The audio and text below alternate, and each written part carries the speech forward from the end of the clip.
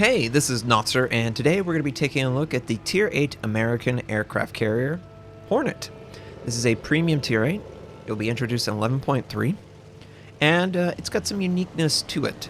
It has 3 squadrons, one of which is not available at the beginning. It requires a recharge, similar to a super aircraft carrier. Unlike the super aircraft carrier recharge squadrons, it is not a jet fighter. It is a bomber, a B-25 to be exact. And that is a reference, of course, to the Doolittle raid, which the Americans carried out as sort of a reaction to the bombing of Pearl Harbor. And they used 25s to attack Tokyo. I'm not going to attack Tokyo today, but I would love for you guys to see this squadron in action because it does offer some unique gameplay elements, and also they're very strong.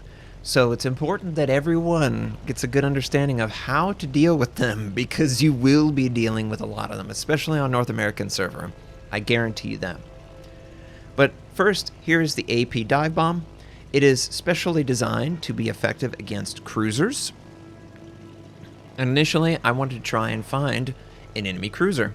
Unlike your typical American aircraft carrier, which has high explosive dive bombs and attack rockets, the Hornet is actually pretty weak in the opener. It just doesn't have that squadron that puts fear in a destroyer's heart, or a submarine for that matter. It is more about an initial strike on a larger ship at the opener. But once the Doolittle B-25s are actually available, then the real show begins. So we're going to approach this Colbert using the island chain, obviously. And I want to show just how effective this AP dive bomber can really be. This is a perfect target because normally it would overpin, for example. But we're able to line up a pretty effective attack. Pretty good grouping. Everything worked out there. That's one of the nice things about the AP bomb, is that it actually works well against light cruisers. Now, the other squadron that you would have available too, without having to have a cooldown initially, is the Torpedo Squadron. This Torpedo Squadron pretty much is only useful against battleships and cruisers. Maybe DDs if you're really lucky, but I wouldn't really waste time attacking a DD with these squadrons, unless there was literally no other option. The AP bombs are horrible against DDs, so that's third place right there. The best squadron for DDs is those B-25s, but you can only use the B-25 once every 3 minutes or 2 minutes. So you have to use that resource sparingly. We obviously are approaching the Lepanto over here, and he is dealing with the fact that he's taking lots of torpedoes from multiple angles, and I would like to just contribute more to this problem. The Torpedo Squadron plays out pretty effectively. It's not quite the same as the typical American Torpedo Squadron, but if you've played, Japan or even Germany, you know about the 4-laned torpedoes. These move pretty slow, but it's pretty easy to hit something big like that.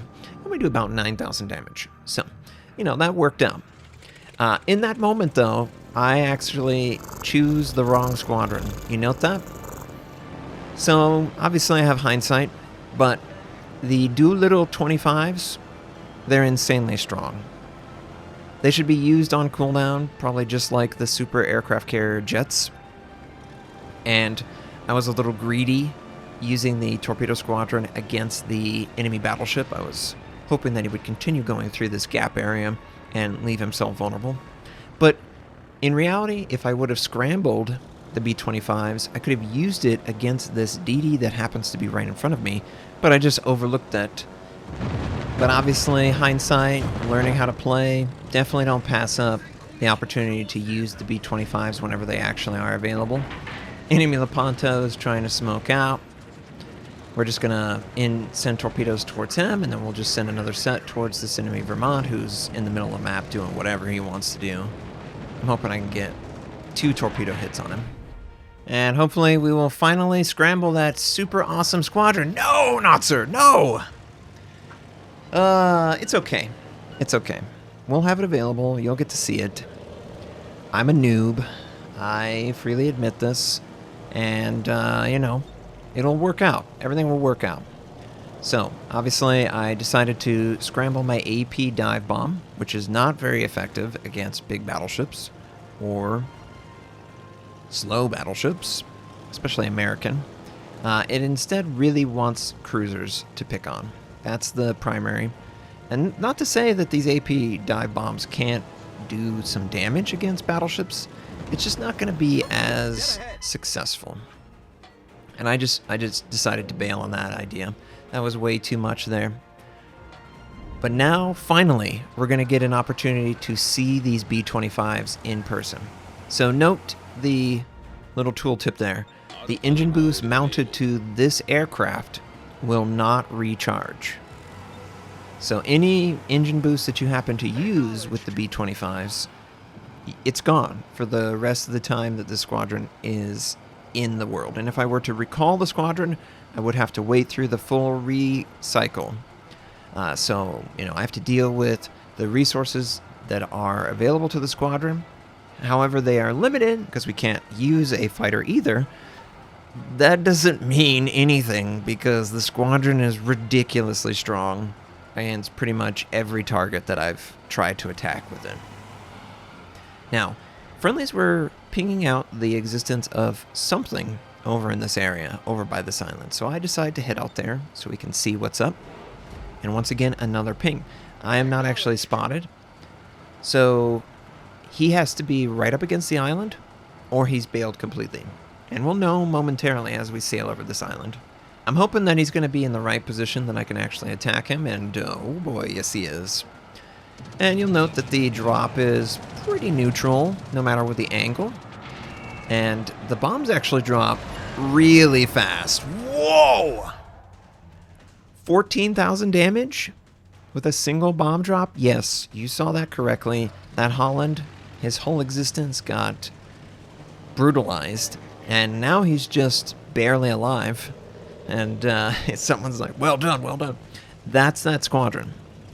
The B-25s are legit on the damage output. They are not to be trifled with. If you see a 25 coming towards you, and it's hard to miss, they're giant, you better try and actively maneuver because it's easy to drop, has good drop speed, has a lot of high explosive bombs. So one way or another, you're going to get a lot out of that squadron, and you're going to use it. You're going to have to deal with it constantly if you're playing against a Hornet. And again, 11.3 is the release for Hornet. Having said that, though, there are a couple things that the B-25s don't do very well. Obviously, the cooldown is a big deal, so you need to get value out of it, and if you don't get value out of that cooldown, it ends up feeling very hollow, wasted even. The other squadrons, they have good traits about them, but they're not great. And here's a cruiser. Let's try and aim it precisely. Note that I actually dropped a little too late. I need to drop either at the bow position in that example, or at number 1 gun or number 2 at the most. You never want to drop when the squadron passes over the mid part of the enemy ship, otherwise they won't actually get there. But we used enough time, and now we have our 25s back again. The enemy Holland is still alive, so I'm just going to head out over there, hoping to assist with detection, and he takes out a friendly cruiser. We know that something is close enough to detect us. It's either the Shima in the center, or it's the Holland because he's come up forward, and it ends up being the Holland. Friendly Marceau is going to deal with him. They're actually pretty evenly matched until the Marceau lands a big shot, and please Marceau survive? I think he's going to survive. Cool, that works for me. We still have the best squadron that we have available, and oh yeah, I think that's a bug. Because the boost was only 5 seconds, really? I mean, the B-25s are so strong that the lack of consumables makes sense.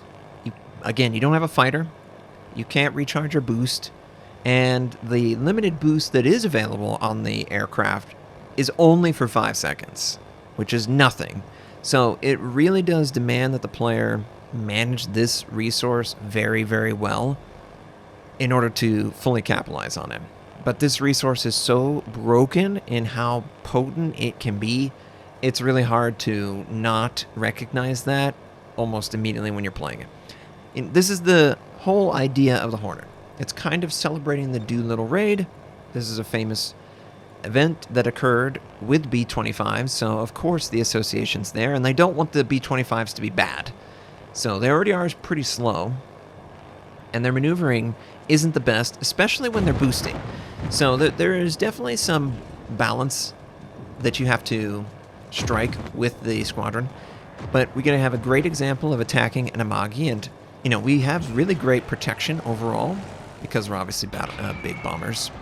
And yeah, the squadron is your finisher. It can be your opener and finisher against DDs, but that squadron is your finisher. Whatever target is low, that's the squadron that you want to scramble against it, and 9 times out of 10, it's going to take them out. The only things that I've seen players effectively do to counter the B-25 squadron is a lot of active dodging. Because of the size of the squadron, it's very hard to turn tight, and if you make it hard for them to predict the location that you're going to actually be, it's very easy for the 25 to just fly right over. They are bombers though, so the AA that you might have turned on won't actually knock out as many as you might hope. It's kind of like a combination of the airstrike of the Dutch in a controlled squadron for the carrier. So you can think of it like that. Now we're going to approach the Colbert with our AP dive bombs, which are great for this. I'm hoping that he will be completely surprised by this as we come over the island. And yep, he is positioned in a perfect position for me to try and take advantage of. And, you know, the aiming reticle works out very nice. It flows very easily. I feel very comfortable controlling the AP. It works very well against cruisers. It doesn't work well against other types of ships, though. And once again, scramble the 25. Once again, as I stated before, you pretty much want to scramble it whenever it's available because it is that strong, and you pretty much can't lose all of your equipment for this. It's just really hard to kill off the squadron unless you attack into the entire enemy force. The squadron is going to survive, and you're going to have enough for the next cycle whenever it is available. But, you know, we're flying over. We're kind of outside of our effective range. It's going to take a while.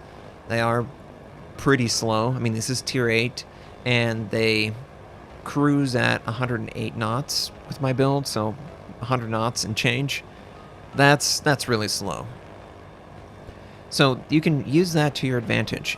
If you see them moving across the map at like a third or a quarter speed faster than normal, then they're using their boost, which they won't have available for the attack. That's not to say that that's the worst thing, because the maneuvering is very ineffective whenever you're boosting. So it's almost like you want to use the boost to move around the map quickly, and then once you are actually in range of the target, you don't want to boost anymore so that you can turn tight enough to actually attack them. But we arrive over here. The Colbert gets knocked out. I'm just looking for the enemy Harugamo. Nice. Showed him off.